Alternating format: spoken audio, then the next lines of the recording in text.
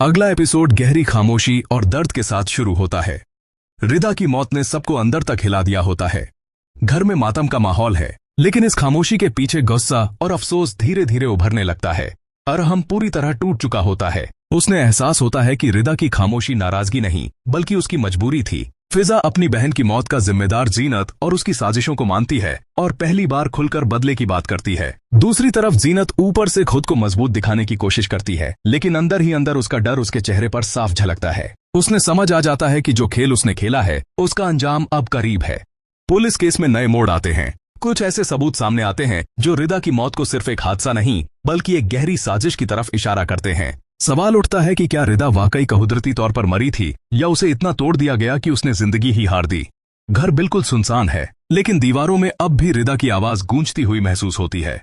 फिजा खामोशी से एक कोने में बैठी होती है, हाथों में रिदा का दुपट्टा पकड़े, आंखों में आंसू और दिल में आग लिए। अरहम रिदा के कमरे में आता है। उसकी नजर एक पुरानी डायरी पर पड़ती है। डायरी के कुछ पन्ने भीगे हुए होते हैं, जैसे आंसुओं से लिखे गए हों। जैसे जैसे वह पढ़ता जाता है उसके चेहरे का रंग बदलने लगता है। रिदा ने लिखा होता है कि कैसे उस पर इल्जाम लगाए गए, कैसे उसे बार बार चुप रहने पर मजबूर किया गया और कैसे जीनत की बातें उसके लिए जहर बन गई थीं। दूसरी तरफ जीनत घर में बेचैनी से घूम रही होती है। हर फोन की घंटी पर वह चौंक जाती है। उसे लगने लगता है कि लोग उसके बारे में बातें कर रहे हैं। उसकी माँ उसे समझाती है कि सब ठीक हो जाएगा, लेकिन जीनत के दिल में डर और बढ़ जाता है।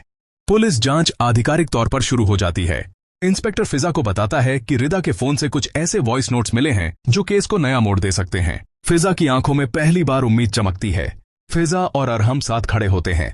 फिजा के हाथ में रिदा का फोन होता है और उसकी उंगलियां कांप रही होती हैं। इंस्पेक्टर उन्हें बताता है कि वॉइस नोट्स और कॉल रिकॉर्ड से साफ हो रहा है कि रिदा पर सिर्फ भावनात्मक दबाव ही नहीं था, बिल्कुल उसे लगातार धमकाया भी जा रहा था।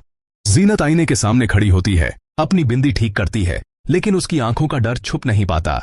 तभी दरवाजे की घंटी बजती है। जीनत का दिल जोर से धड़क उठता है। बाहर पुलिस खड़ी होती है। वे सिर्फ कुछ सवाल पूछने आए होते हैं, लेकिन जीनत को लगता है जैसे जमीन उसके पैरों के नीचे से खिसक रही हो। इधर अरहम अकेला मस्जिद के आंगन में बैठा होता है। वह अल्लाह से सिर्फ एक ही दुआ मांगता है, या अल्लाह मुझे इतनी हिम्मत दे कि मैं रिदा के लिए खामोश न रहूं। उसकी आंखों से आंसू गिरते हैं, लेकिन चेहरे पर अब कमजोरी नहीं होती। एपिसोड के आखिर में जीनत को एक फोन आता है। दूसरी तरफ से आवाज आती है, सच बाहर आने वाला है। जीनत के हाथ से फोन छूट जाता है और स्क्रीन टूट जाती है, बिल्कुल उसके वहम की तरह।